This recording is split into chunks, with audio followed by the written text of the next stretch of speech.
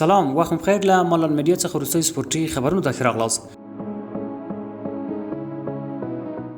د ننګرهار ولایت د بدني روزنې او ورزش ریاست په همکارۍ د خوږیاڼي ولسوالۍ په کاږي بازار سیمه کې د 14 لوبډلو ترمنځ د ټیبال سیالۍ پیل شوې.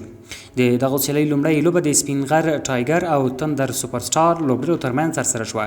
د لوبې لومړۍ پاڼۍ سپینغر ټایګر لوبډلې ولوبوله. په ټاکلو 12 اورونو کې سیالۍ لوبډلې ته 193 منډې هدف کېښود. بل لوري ته سیالۍ تندر سوپر سټار لوبډلې 120 منډې وکړې او مقابل لوبډلې ته په 3 منډو سیالي وبایله. دغه سیالۍ چې 12 ورځې به دوام وکړي موخه یې د ځوانانو ترمنځ یووالی او اتفاق یاد شوی دی.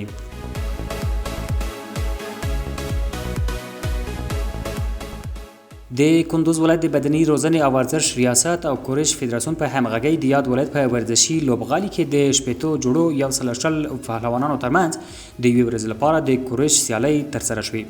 د دغه سیالیو په مراسمو کې د یاد ولایت ورزشي مسؤلینو، حکومتي چارواکو، ورزشکارانو او د ورزش ګڼو مینوالو ګډون کړی و.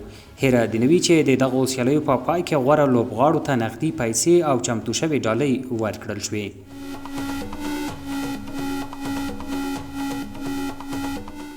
د میدان وردګ ولایت د بدني روزنې او ورزش امریت او چک ولسوالۍ ورزشي کمیټې په همغږۍ په چک بازار کې د 15 لوبډلو ترمنځ د والیبال سیالۍ د مباشر لوبډلې په بریا پای ته ورسېدې.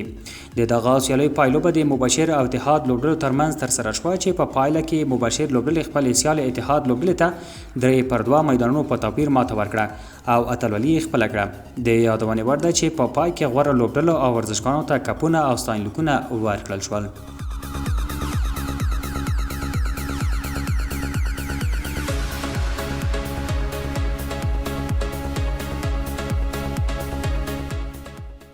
د غور ولایت په مرکز فیروزکوه ښار کې د فوټسال فدراسیون د ورزش امریت په همکارۍ د 12 لوبډلو ترمنځ د فوټسال دوستانه سیالۍ پیل شوې.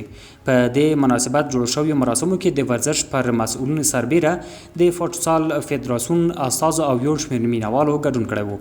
لومړی لوبه د خدمت او وحدت لوبډلو ترمنځ ترسره شوه چې په پایله کې 19-1 ګولونو په توپیر د خدمت لوبډلې په ګټه پای ته ورسېده. د دې سیالۍ موخه د ځوانانو ترمنځ د سپورت او فوټسال وده ده او ټاکل شوې چې دغه سیالۍ به 3 اونۍ دوام وکړي.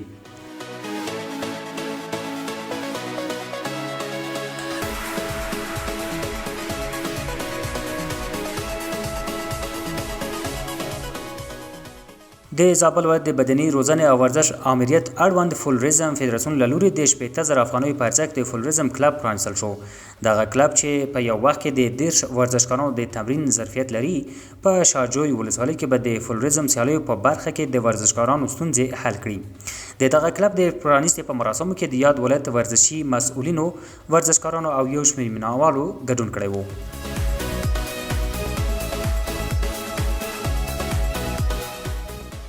د تخار ولایت په مرکز طالقان ښار کې د 14 ولایتونو د 100 ورزشکارانو ترمنځ د جودو 2 ورځنۍ سیالۍ ترسره شوې.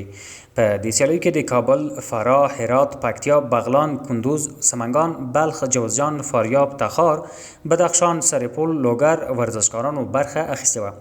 د یادو سیالیو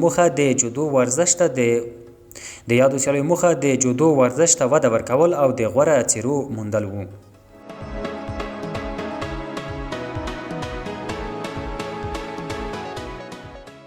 د هلمند ولایت د بدني روزنې او ورزش امریت اړوند کونګ فو فدراسیون له لوري د 10 ورزشکارانو ترمنځ د کونګ فو ټاکنیزې سیالۍ ترسره شوې. په دغه سیالۍ کې 10 ورزشکارانو ګډون کړی و چې د سیالیو په ترڅ کې د یاد ولایت په کچه 15 کسیزه منتخبه لوبډله وټاکل شوه.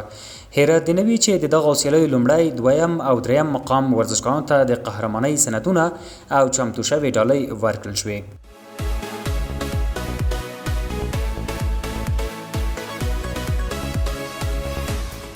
او آخري خبر دا چې د پرتګال سوپرستوری کریسټیانو رونالډو له تیرو 6 میاشتو راهیسې د سعودي عربستان د نصر لوبډلې لپاره لوبه کوي. رونالډو د میسي پر وړاندې میسي شعارونه ورکوي. د الشباب پر وړاندې د النصر په وروستۍ لوبه کې یو ځل بیا د رونالډو په مقابل کې د میسي په ملاتړ شعارونه ورکول. په دې اړه د سعودي د فوټبال کارپو حفیظ د دغه هیواد له ورزش شبکې سره په مرکه کې د فوټبال فدراسیون ته یو پلان وړاندې کړ. دغه سعودي کارپو زیاته کړه که د نړۍ په هر ګوټ کې د فوټبال مینوال بهرني لوبغاړي وهڅوي کلب او مینوال به جریمه او بندیز به پرې ولګول شي.